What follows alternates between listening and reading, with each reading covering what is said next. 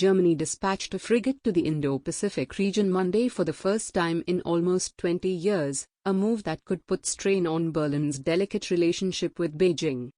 The Bayern sailed from Wilhelmshaven harbor with more than 200 soldiers on board for a 6-month mission to strengthen Germany's presence in the region that will take it to Singapore, South Korea, and Australia.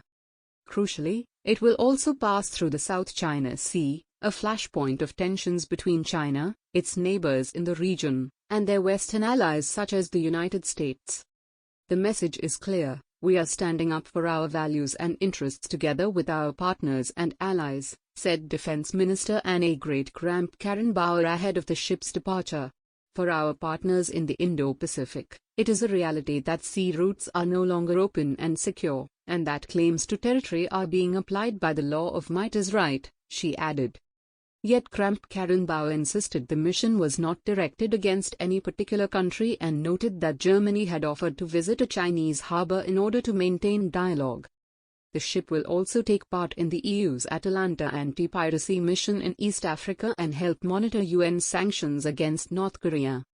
The Indo-Pacific is where the shape of the international order of the future will be decided.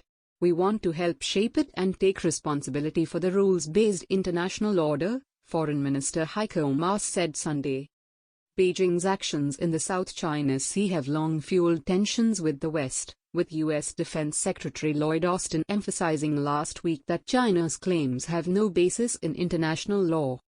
China claims almost all of the resource-rich sea, through which trillions of dollars in shipping trade passes annually, and dismisses competing claims from Brunei, Malaysia, the Philippines, Taiwan, and Vietnam.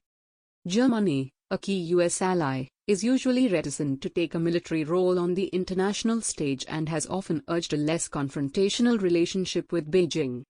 Yet Berlin's tone on China is changing, with an investment deal signed in 2020 since shelved, and new German government guidelines published in 2020 to strengthen ties with Southeast Asian partners.